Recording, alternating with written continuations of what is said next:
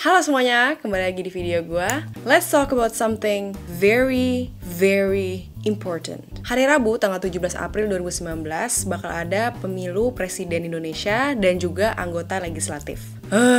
Finally. Kalau gue nih ya, kalau misalnya kita ngomongin soal pemilu nih, yang pertama kali terbesit di otak gue itu hoax atau berita palsu. Soalnya kalau gue pribadi nih banyak banget suka ngelihat ada hoax yang tersebar di dunia maya yang tujuannya itu saling menjatuhkan kedua kubu. Nah, karena kan sejak era digital kayak sekarang nih, semua orang itu bisa mengakses internet, semua orang tuh ibaratnya jadi bisa bikin platform berita, terus semua orang itu bisa jadi jurnalis, padahal beritanya nggak kredibel. Saking udah parahnya nih urusan hoax di negara kita, Pak Presiden, Pak Jokowi itu sampai menghimbau ke masyarakat untuk nggak ikut-ikutan menyebarkan hoax ini. Karena kalau menurut gue ya, hoax itu tuh sebenarnya dampaknya tuh buruk banget loh buat negara kita, terutama kalau lagi di situasi politik kayak gini. Bayangin cuy, gara-gara berita palsu atau gara-gara hoax, orang-orang tuh bisa jadi punya pikiran buruk gitu sama suatu individu atau suatu kelompok. Dan reputasi orang yang bersangkutan itu bisa rusak. Dan berita palsu itu juga bisa menimbulkan kepanikan-kepanikan gak jelas. Udah gitu yang pasti nih yang gue udah agak-agak lihat nih ya, perpecahan. Hoax itu kan sebenarnya fitnah ya jatuhnya. Nah, pertanyaannya nih sekarang, emang kita mau ya ngabisin waktu, ngabisin energi, terus ngabisin kuota internet untuk baca dan nyebarin fitnahan? Sebenarnya nih, kalau misalnya kita pikir-pikir, gak ada satu hal positif pun yang bisa kita dapetin kalau kita ikut dalam penyebaran berita palsu. Tapi sayangnya masih banyak banget orang-orang yang segampang itu loh buat percaya sama hoax yang beredar di dunia maya sana. Nah, gimana sih sebenarnya caranya untuk membedakan mana hoax dan mana yang bukan? Sebenarnya kuncinya itu satu, yaitu harus cek dan recheck setiap kali kita dapat berita. Jangan pas kita dapat berita terus kita langsung triggered atau excited dan kita mau langsung buru-buru aja nge-share di sosial media kita. Even kalau berita itu sesuai sama biasnya kita tetap harus berpikir kritis. Dan yang paling penting, kita itu harus selalu ngecek source atau sumber berita yang kita dapat. Kalau beritanya nih misalnya dari kayak artikel di Facebook gitu, atau di WhatsApp, di grup WhatsApp keluarga tuh sering banget kan,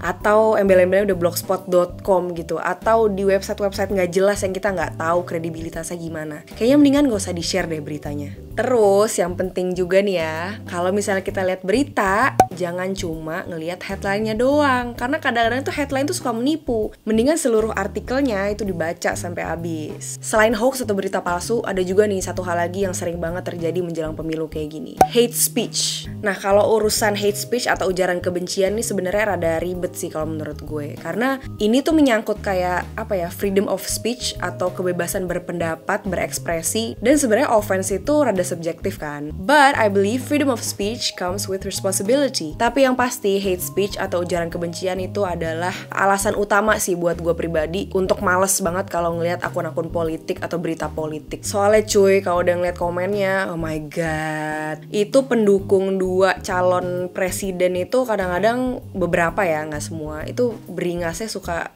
gila banget deh pokoknya. Gue ngerti sih kalian itu kayak saling mendukung calon presiden masing-masing gitu kan. Cuma ya nggak usah gitu juga kali. Dan ujaran kebencian itu harus banget dihindarin. Karena sejak ada UU ITE, kalau misalnya ketahuan nih kita ngelakuin hate speech, kita bisa dipidana atau didenda. Nah, buat kita-kita nih, misalnya kita lagi scrolling internet atau media sosial gitu kan, atau entah portal berita atau apapun, terus kalian ngeliat nih ada suatu konten atau suatu komen yang rasanya tuh udah borderline hate speech dan udah cukup ofensif gitu ya, kalian bisa banget untuk mengadukan konten tersebut ke Kominfo. Lewat email alamatnya aduankonten@kominfo.go.id.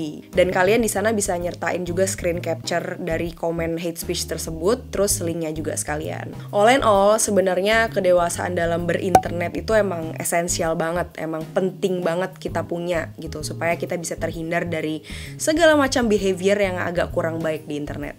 Nah, balik lagi ke pemilunya sendiri nih. Oke, milih presiden itu penting, tapi milih anggota legislatif itu gak kalah penting.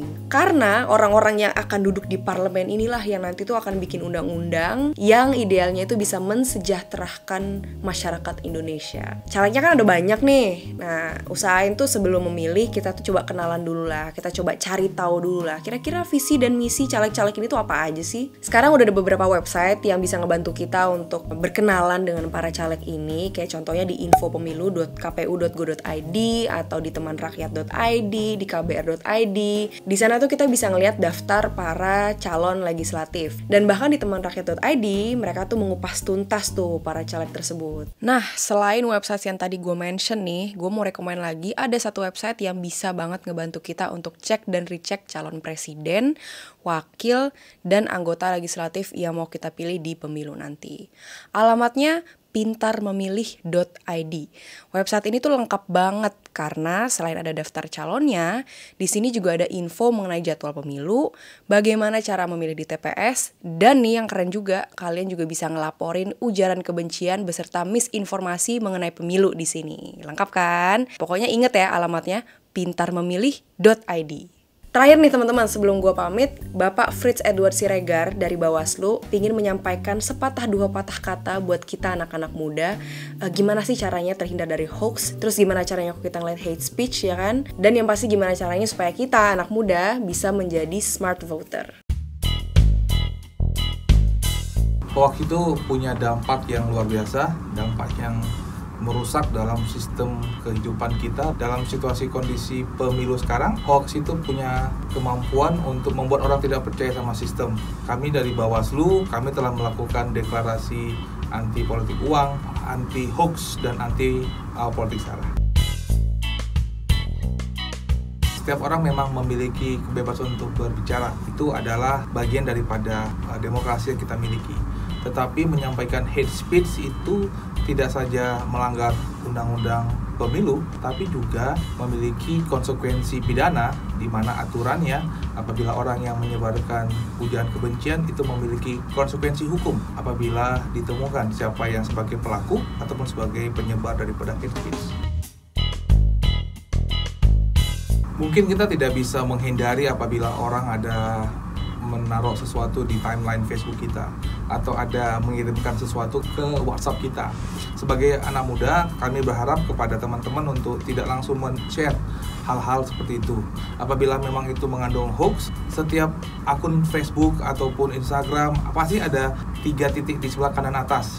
Teman-teman bisa langsung save report misalnya. Yang kedua, misalnya teman-teman menemukan di WhatsApp apabila ada berita yang sebagaimana kita tahu itu mungkin bukan dari kontak kita, langsung bisa report atau di-block nomor-nomor tersebut. Sehingga persebaran daripada hoax ataupun hate speech tersebut tidak akan menyebar lebih luas lagi. Sebagai anak muda, setidaknya tahu siapa yang bakal akan dipilih. Mungkin bukan saja untuk memilih siapa capresnya, mungkin teman-teman sudah punya pilihan, tetapi bagaimana dengan wakil rakyatnya? Wakil rakyat itu punya peran luar biasa dalam menentukan budget dan juga pilihan-pilihan kebijakan. Silakan pergi ke info pemilu, teman-teman langsung bisa mengecek kira-kira calon dari daerah saya di mana saja dan siapa profilnya, sehingga tahu siapa orang-orang yang mau dipilih. Di setiap TPS itu ada namanya pengawas TPS. Teman-teman bisa melaporkan setiap keadaan dugaan pelanggaran kepada pengawas TPS tersebut, misalnya bahwa ada terjadi dugaan pelanggaran. Teman-teman juga bisa misalnya mengirimkan WA ke 0811 14 14 14 14. Di situ teman-teman bisa langsung mereport terhadap apabila ada dugaan pelanggaran yang muncul dimanapun berada, baik di TPS ataupun di luar TPS pada hari pemungutan suara.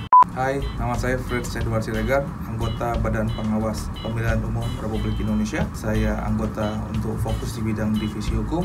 Teman-teman, kami berharap datang pada tanggal 17 April 2019. Pastikan Anda ada di DPT, pastikan Anda datang untuk ke TPS, dan jangan lupa untuk mengawasi proses pemilu itu sendiri. Bersama rakyat awasi pemilu, bersama Bawaslu tegakkan keadilan pemilu.